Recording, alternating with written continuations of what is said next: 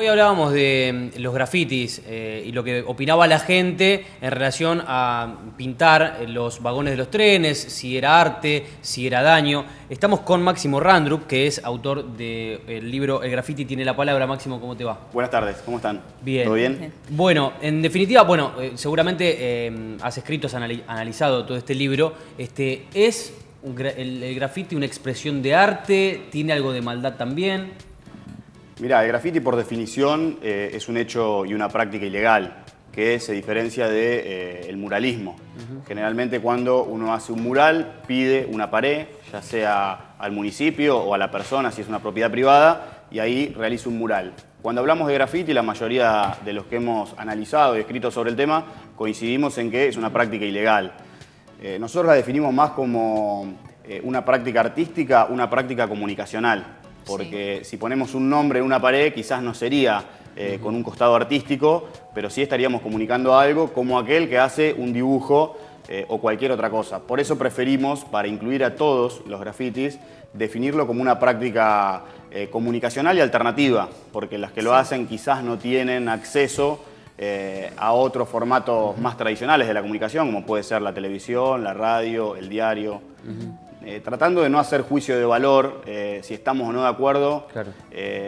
Intentamos analizar el fenómeno, qué era lo que pasaba, sobre todo en la ciudad de La Plata, y contar un poco qué es esto del graffiti. Bueno, ¿y qué encontraron justamente luego de haber hecho este análisis? ¿Con qué tipo de mensajes encontraron, digamos, en analizar los grafitis? Está bien la pregunta y es muy variado, es muy difícil contestar eso porque sobre todo en la ciudad de La Plata, que tenemos el tema del fútbol muy fuerte con 2 equipos de primera división, el tema de la música, de la política, una ciudad con muchos jóvenes por el tema de la universidad.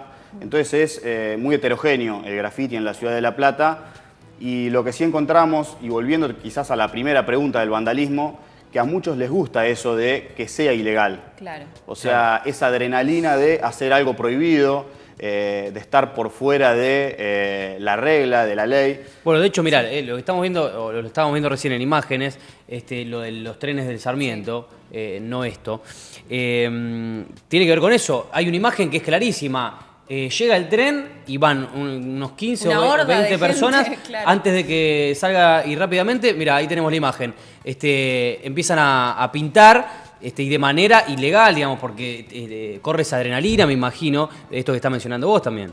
Sí, eso sucede con muchos grafiteros o artistas que les gusta esa parte que tiene el graffiti justamente de no pertenecer al marco legal. Después tenés otros que no. En La Plata, por ejemplo, es muy conocido Luxor, en mi opinión, el más famoso del momento y quizás el mejor, siendo subjetivo. Y él quizás disfruta más del costado artístico y de hacer algo que él disfruta y generalmente pide autorización, si no es siempre. Y por ahí es una persona que quiere que le pintan la pared, una escuela, un negocio. Bueno, Máximo, ahí está justamente el tema. ¿Cuándo es graffiti? Porque no es lo mismo una obra que puede estar pensada de antemano, tomar días en hacerlo, ya tener una autorización, y otra cosa es lo espontáneo, ¿no? El hecho de ir y enmarcar una frase, parece que todo está agrupado en la misma palabra. Creo que todo se agrupa dentro de lo que internacionalmente llaman street art o arte callejero.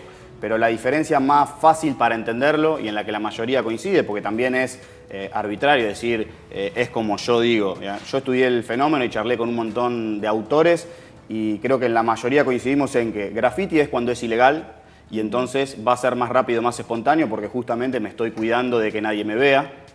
Y mural va a ser cuando tengo el permiso, estoy autorizado, entonces vamos a encontrar obras con mucho más detalles.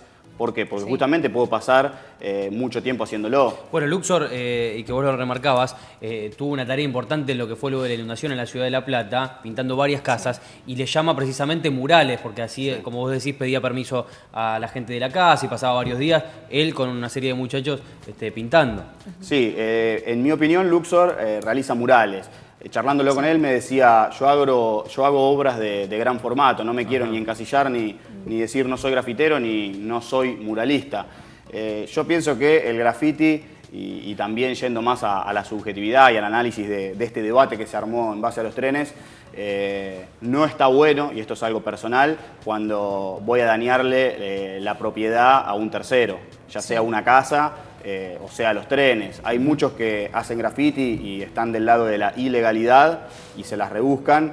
Por ejemplo, yo observo que Surcos, que es un grupo de acá de la Ciudad de La Plata, que hace obras relacionadas muchas a Julio López, trata de hacerlo en telones negros de obras, o en chapas, o en paredones de baldíos, que quizás no está permitido, pero es más finito si estoy haciendo un daño o no. Vos sabés que nosotros abarcamos en Güeme toda la provincia de Buenos Aires, y hace unos días se conoció la noticia de que había un proyecto en Tandil del Frente Renovador para crear una patrulla antigrafitis. Es decir, que una vez que un vecino viera al frente de su casa, escrito con alguna pintura o algo, podía llamar y en 48 horas con químicos e hidrolavadoras se borraba el graffiti. Yo quiero saber cuál es tu sensación, digamos, justamente luego de haber estudiado todo esto, de haber analizado, si termina siendo también una especie de atropello. Yo creo que es muy difícil buscar la solución prohibiendo solamente. Creo que para poder, por lo menos a un porcentaje, conformar y que estén satisfechos los artistas, habría que intentar darles un espacio. Con mi compañero estuvimos en otras ciudades porque estamos justamente con un proyecto nuevo de comparar el grafiti argentino con las principales ciudades, Nueva York y París, y allá hay algunos lugares donde el artista tiene esas paredes, esos paredones disponibles para pintar. Claro.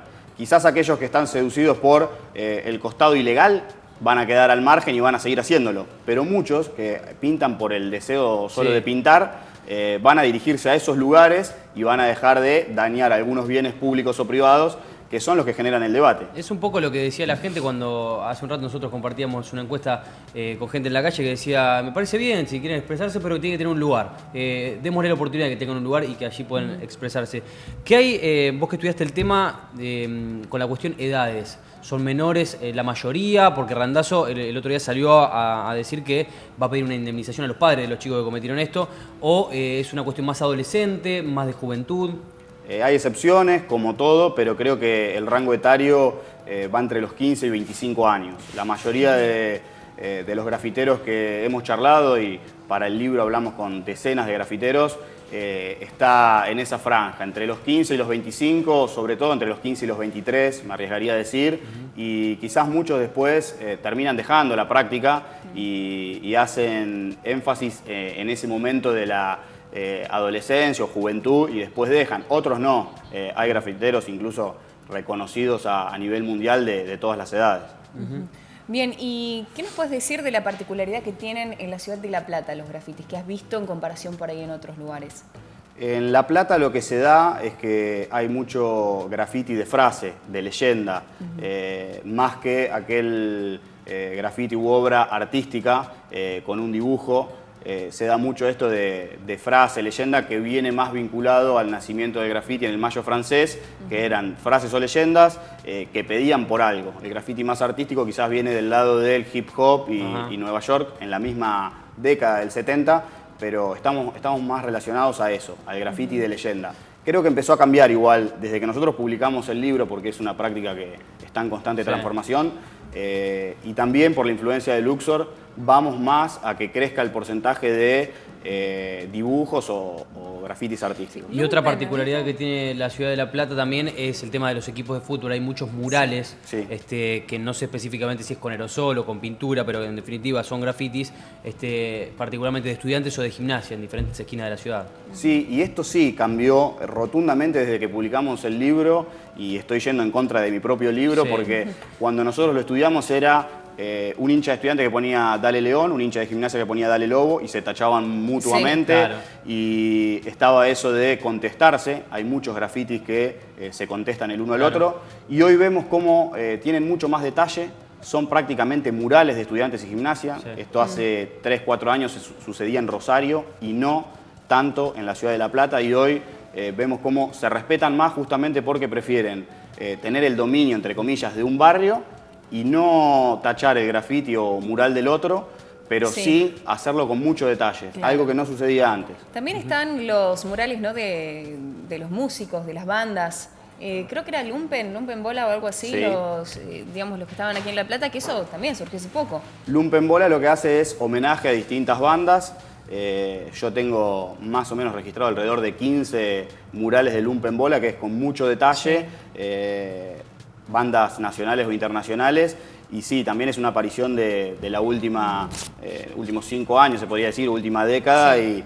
Y la música en general tiene un dominio muy fuerte en el arte callejero de la ciudad. Creo que eso sí tiene que ver con la universidad y que somos una ciudad de La Plata, pero también Sí. la provincia de Buenos Aires con muchos jóvenes. Acá estamos repasando un poquito el libro, han hecho las famosas tortas, ¿no? En porcentajes, ¿esto de qué se trata, Máximo? Nosotros lo que hicimos fue, por un lado, analizarlo cualitativamente, es decir, hacer una observación participante, estar con artistas, entrevistarlos, pasar tiempo con ellos, pero no quisimos dejar de lado lo cuantitativo. Entonces lo que hicimos fue, la ciudad de La Plata es un cuadrado, tomar un quinto de la ciudad, que no sea caprichosamente un sector, sino tomar las 4 esquinas de la ciudad y una parte importante del centro, para tomar todos los barrios. Y llegamos a la conclusión que tenemos alrededor de 8.000 pintadas, Ajá. tomando en cuenta que analizamos un quinto y que nos dio alrededor de 1.600 pintadas, multiplicándolo por 5 nos da esa cantidad. Y como te decía, tengo que el 70% son frases. Yo creo que hoy estaríamos en un 60%. ¿Por qué? Porque crecieron justamente los grafitis más artísticos, pero tenemos una cantidad tremenda. Después podemos volver al debate si está bien o no, pero que el fenómeno existe es indudable. Sí. Bien. Tengo una última pregunta del tiempo que pasó desde que publicaron el libro hasta ahora, si la protesta social fue en aumento, porque podemos ver, por ejemplo, el Ministerio, el Ministerio de Economía, ¿cuál es? El que está en El 7. Ministerio de Economía, sí. El Ministerio de Economía, 745. sí. O también en la Plaza Paso, que hay distintos, digamos, murales en contra de la violencia de género, en contra de los femicidios. Todo esto estaba ya cuando analizaron los grafitis acá.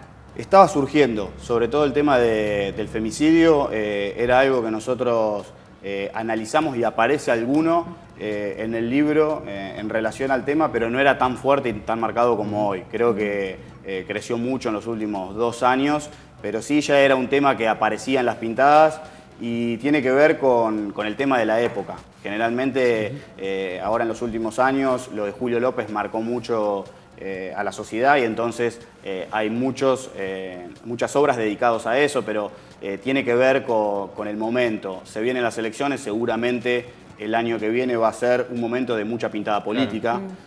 Cuando pasa algo con algún equipo de fútbol en particular, se inclinan para ese lado. Bien, bueno, ahí está. El graffiti tiene la palabra, es el libro de Federico Ferraresi y Máximo Randrup. Máximo, que nos estaba visitando recién, gracias por haberte acercado. Bueno, ahí que nombraste, es importante decir que somos 2. Son 2. Trabajamos con un equipo, incluso en el nuevo proyecto que esperamos terminarlo este año. Comparando el grafiti argentino con otras ciudades importantes, lo sigo haciendo con Federico, que no pudo estar por cuestiones laborales, pero somos 2. Bien, ahí está hecha la aclaración entonces. Gracias, Máximo. Muchas gracias. Bueno, gracias.